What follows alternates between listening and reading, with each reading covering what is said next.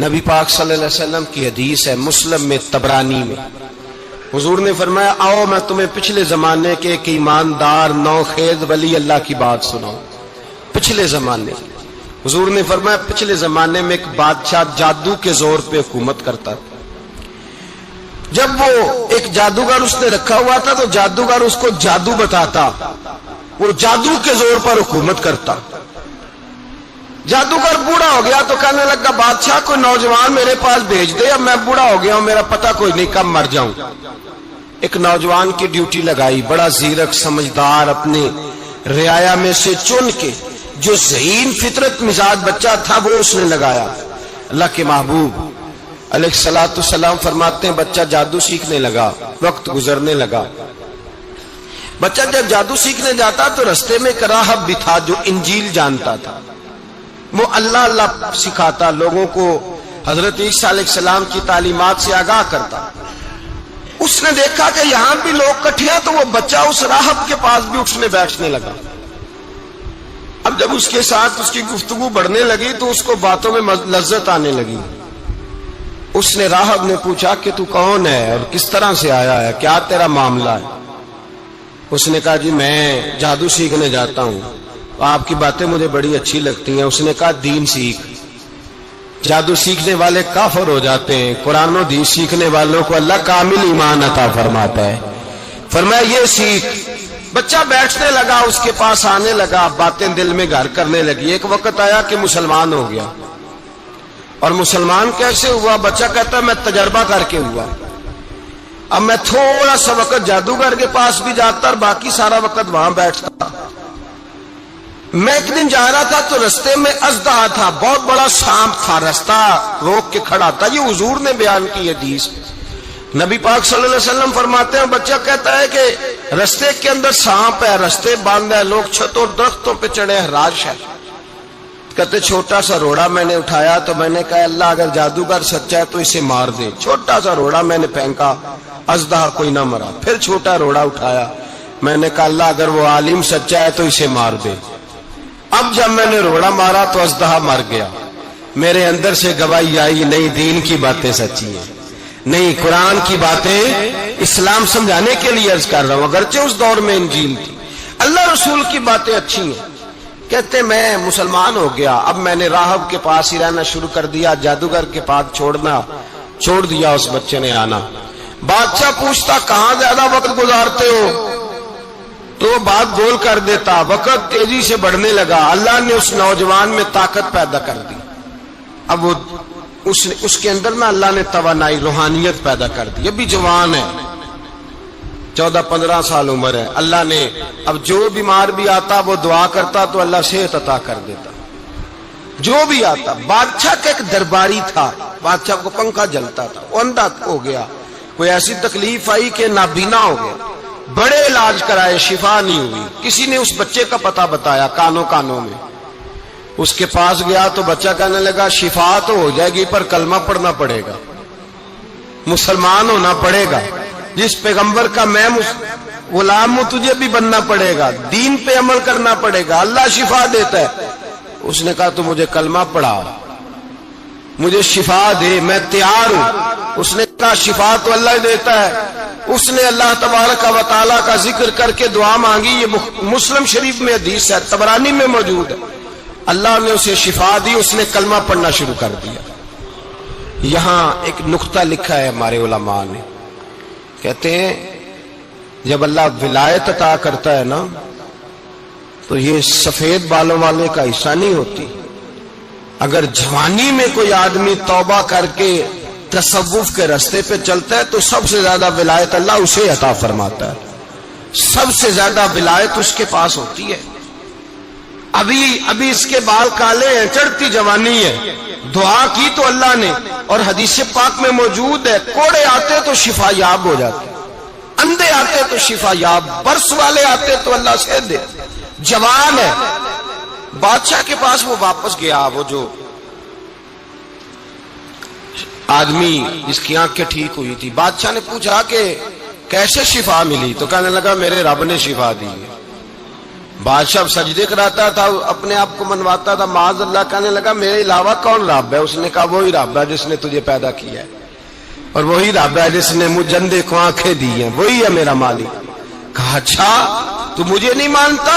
کہا نہیں، میں اپنے رب کو مانتا ہوں۔ بادشاہ نے اسے سزا دی، ستایا، اس نے بچے کا پتہ بتایا، پھر بچے کو بلا کے ستایا تو اس راہب کا پتہ بتایا، راہب بھی قتل ہو گیا، نابینا بھی قتل ہو گیا۔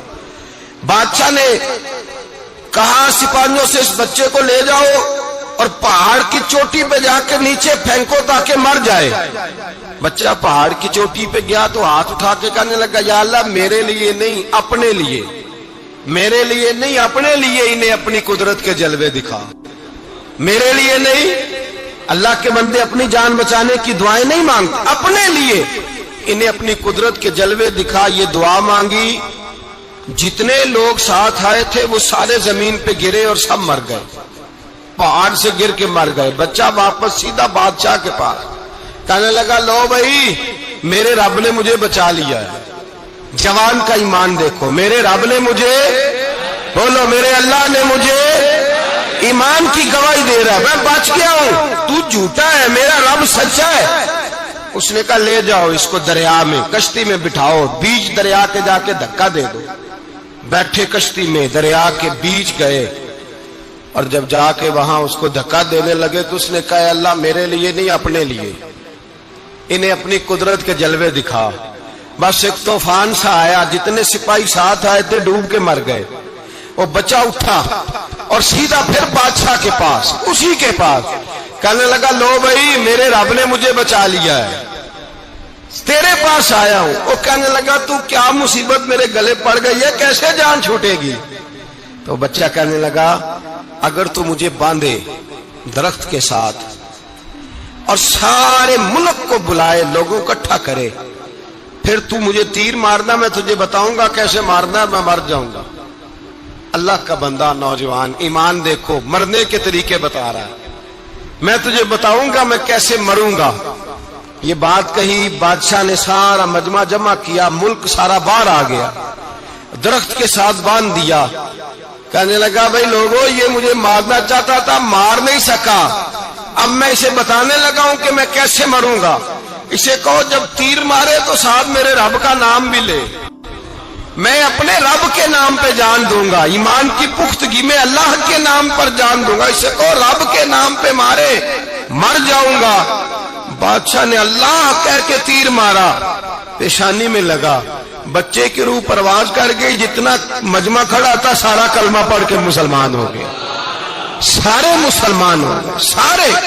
میرے رسول پاک سید عالم صلی اللہ علیہ وسلم نے نوجوانوں کو بتایا جب تمہارے اندر ایمان کی قوت آئے گی تو اللہ تمہاری مدد کرے۔ فرمایا وہ نوخیز ولی تھا، ابھی جوان رانا تھا، ابھی اس کی پیشانی پر جوانی کے آثار تھے، لیکن اس نے اللہ کو راضی کیا، رب کریم کو راضی۔ ولایت کا مطلب بڑھاپا نہیں، ولایت کا مطلب وہ نہیں کہ جب بڑا لمبا وقت گزر جائے تو پھر آدمی آئے کہ نہیں اب کیا کرنا ہے، اب مسجد ہی ہے، اب تو اس کے علاوہ گزارا ہی کوئی نہیں۔ تو اس وقت کا آنا اللہ کی بارگاہ میں قبول تو ہے، لیکن شاباشی اسی کو ملتی ہے جو جوانی کا وقت آئے، جو عین اس وقت آئے جو وقت میرے رسول پاک علیہ السلام کے غلام عبداللہ ابن عمر، حضرت عبداللہ ابن عمر رضی اللہ تعالیٰ عنہ فرماتے ہیں کہ میں نکلا، مجھے سفر کے لیے جانا تھا، تو تھوڑی سی کھجوریں، تھوڑا سا سرکہ، ایک شہد کی بوتل، چیزیں میں نے سفر کے لیے ساتھ رکھ لی۔ میں جب مدینے سے باہر صحرا میں نکلا نا تو رمضان نہیں تھا، غیر رمضان تھا۔ میں نے ایک نوجوان کو دیکھا بکریاں چرا رہا، بکریاں چرا رہا، اے جوان، آپ فرماتے ہیں اس کا چہرہ بڑا نورانیت والا، گرد پڑی ہوئی پر بڑا حسین۔ فرماتے میں نے اس کو کہا کہ آ جاؤ کھانا کھا لو، روزے بھی نہیں تھے۔ کہنے لگا نہیں میں نے روزہ رکھا ہوا ہے۔ فرماتے میں نے کہا پتہ کروں کہ نیرا نیک ہی ہے کہ پرہیزگار بھی ہے؟ نیک وہ ہوتا ہے جو نماز پڑھے روزہ رکھے، پرہیزگار وہ ہوتا ہے جو گناہ سے بچے، وہ پرہیزگار ہوتا ہے۔ کہا پتہ کروں پرہیزگار بھی ہے کہ نہیں؟ کہتے میں قریب گیا تو میں نے جا کے اس کو کہا بھائی تیری بکریاں بڑی پیاری ہیں، میرا دل کرتا ہے ایک بکری مجھے دے دو۔ کہتے وہ جوان गुर्बत भी, परेशानी भी, पर दामान तवक्कुल की ये खूबी है कि उस पर पेबंद लगे होते हैं, धब्बे नहीं होते। गुर्बत है, कहा जनाब एक बकरी दे दो। आने लगा जनाब बकरियां मेरी नहीं, बकरियों का मालिक कोई और है। कहते मैंने आजमाने के लिए कहा कि बकरियों के मालिक को कहना एक बकरी भेड़िया ले गया है, कह देना भेड़िया ले गया है। तो कहते उसने मेरी तरफ देखा, गर्द से उसके बाल अटे हुए, आंखों में रोशनी, चेहरे पे इत्मीनान, लबो लहजे में ईमान की ताकत, नौजवान। कहने लगा हुजूर बकरियों के मालिक को तो कह दूंगा भेड़िया ले गया है, जब अर्श का मालिक पूछेगा तो क्या जवाब दूंगा, अल्लाह को क्या जवाब दूंगा। कहते हैं मैं कांपने लगा, उसकी बात सुन के वापस आया, जो काम निकला था वो छोड़ा, वापस लौट आया। मैंने पता किया किसका गुलाम है, पता चला फला आदमी का है। कहते मैंने पहले गुलाम खरीदा, फिर पता किया तेरे पास बकरियां कितनी है, उसने कहा 400। कहते मैंने मालिक से सारी बकरियां खरीदी, फिर गुलाम को बुलाया, फिर वो बकरियां तोहफे में दी, तोहफे में। कहने लगा हुजूर ये सारा कुछ मुझे कैसे मिला। मैंने कहा तेरा ईमान बड़ा पुख्ता था तो मेरे रब ने तुझे इनाम अता फरमाया है।